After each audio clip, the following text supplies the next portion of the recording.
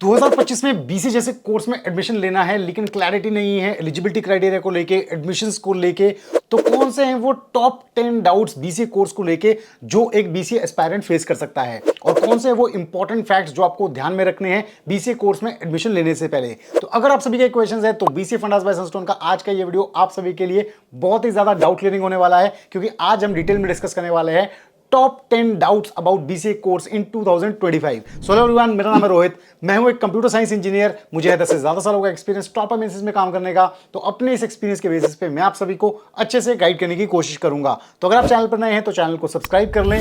अगर आपको वीडियो पसंद आता है तो इसे लाइक और शेयर करना बिल्कुल ना भूलें। तो बिना किसी देरी के स्टार्ट करते हैं आज के इस वीडियो को।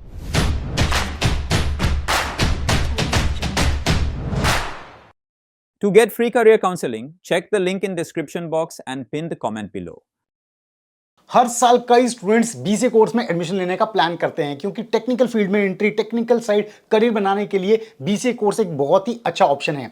लेकिन बीसीए कोर्स में एडमिशन को लेकर बहुत सारे सवाल होते हैं, एलिजिबिलिटी क्राइटेरिया हो, एडमिशन प्रोसेस हो, क्योंकि बीसीए एक ऐसा कोर्स है जो सभी स्ट्रीम के स्टूडेंट्स को अपॉर्चुनिटी देता है इस कोर्स में एडमिशन के लिए। तो क्या ये सभी डाउट्स हैं बीसीए कोर्स के एलिजिबिलिटी क्राइटेरिया, एडमिशन प्रोसेस को लेके जो 2025 में बीसीए में स्टूडेंट एडमिशन लेने जा रहे हैं उनके हो सकते हैं? तो आइए इन्हें डिटेल में डिस्कस कर लेते हैं। तो सबसे पहला डाउट स्टूडेंट्स का रहता है कि 12th क्लास में मिनिमम परसेंटेज कितनी होनी चाहिए बीसीए जैसे कोर्स में एडमिशन के लिए। तो ये एक बहुत ही कॉमन क्वेश्चन, कॉमन डाउट होता है स्टूडेंट्स में परसेंटेज को लेके। तो यहां पे मैं आपको बताना चाहूंगा कि अगर हम एवरेज कॉलेजेस की बात करें, यानी कि ज्यादातर कॉलेजेस की बात करें जो बीसीए कोर्स प्रोवाइड करते हैं, तो वहां पे जो जनरल क्राइटेरिया होता है बीसीए में एडमिशन के लिए परसेंटेज का, वो रहता है 50% या इससे ऊपर। लेकिन कई ऐसे कॉलेजेस भी हैं जहां पे केवल 12th पास होना आपका क्राइटेरिया होता है, यानी कि मिनिमम पासिंग परसेंटेज 33% अगर आपने स्कोर किए हैं, पासिंग परसेंटेज है, तो भी आप एडमिशन ले सकते हैं। जैसे कि क्राइस्ट यूनिवर्सिटी जो है वहां पे क्राइटेरिया है 12th पास आप होने चाहिए। लेकिन कुछ ऐसे कॉलेजेस भी हैं जहां पे परसेंटेज क्राइटेरिया काफी हाई रहता है, यानी कि अगर आप वीआईटी की बात करें तो यहां पे अगर आप बीसीए जैसे कोर्स में एडमिशन लेना चाहते हैं तो यहां पे आपके 12th में 70% से ऊपर मार्क्स आए होने चाहिए। सेकंड डाउट रहता है कि जो परसेंटेज है क्या इसमें कुछ रिलैक्सेशन मिलती है रिजर्व कैटेगरी स्टूडेंट्स के लिए? बिल्कुल जी हाँ, यहां पे परसेंटेज क्राइटेरिया में रिलैक्सेशन कई कॉलेजेस में मिल जाता है। रिजर्व कैटेगरी जैसे schedule caste, schedule tribe, OBC students के लिए यहां पे परसेंटेज क्राइटेरिया में 5% रिलैक्सेशन होता है। जैसे कि अगर आपका 50% क्राइटेरिया जनरल कैटेगरी है तो 5% रिलैक्सेशन यहां पे रिजर्व कैटेगरी स्टूडेंट्स को मिलता है। तीसरा इंपॉर्टेंट डाउट यहां पे स्टूडेंट्स का रहता है कि क्या 12th अपीयरिंग स्टूडेंट्स बीसीए जैसे कोर्स में एडमिशन ले सकते हैं?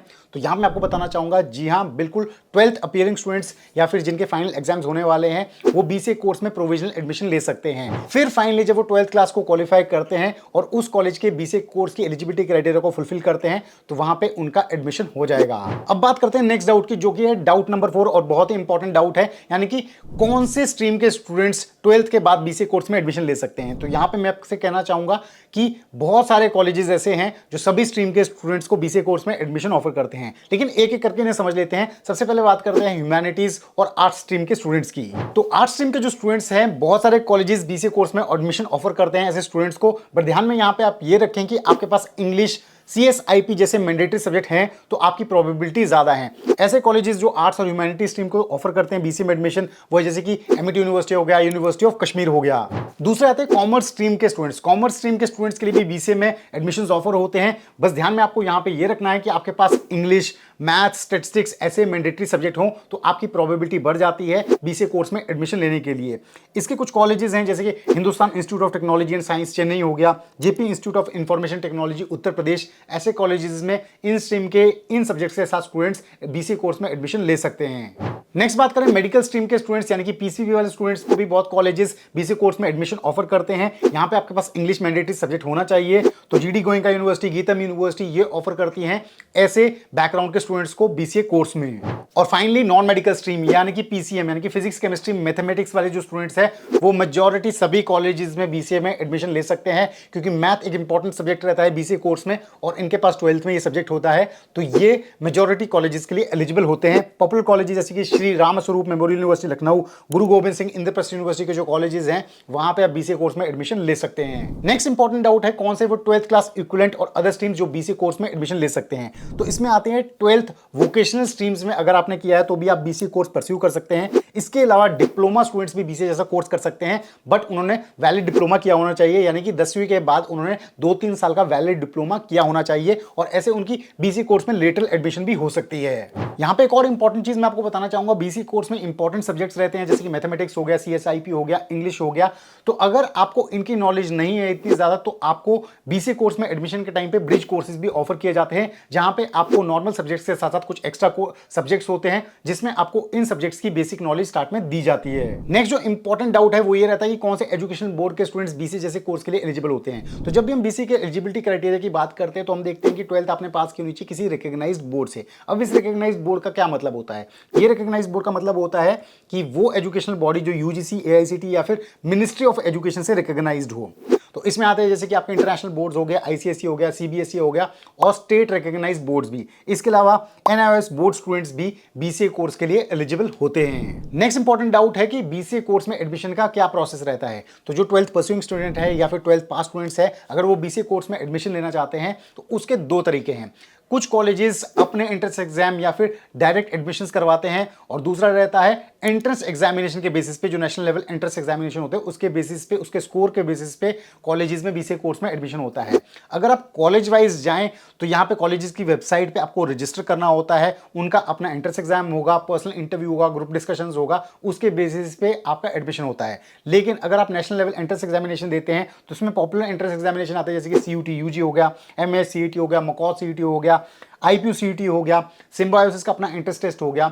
इसके बेसिस पे बीसीए कोर्स में एडमिशन होता है। अब बीसीए कोर्स में आप एडमिशन ले रहे हैं तो एडमिशन के दौरान कौन से इंपॉर्टेंट डॉक्यूमेंट्स आपके पास होने चाहिए, ये भी एक इंपॉर्टेंट डाउट रहता है। तो इन्हें आप नोट कर सकते हैं। इसमें आपके पास आईडी प्रूफ होना चाहिए, आधार कार्ड हो गया या अदर आईडी प्रूफ्स हो गए। इसके अलावा 10th marksheet, 12th marksheet, passing marksheets होनी चाहिए, माइग्रेशन सर्टिफिकेट। इसके अलावा एंट्रेंस एग्जाम मार्कशीट अगर आपने एंट्रेंस एग्जाम दिया है।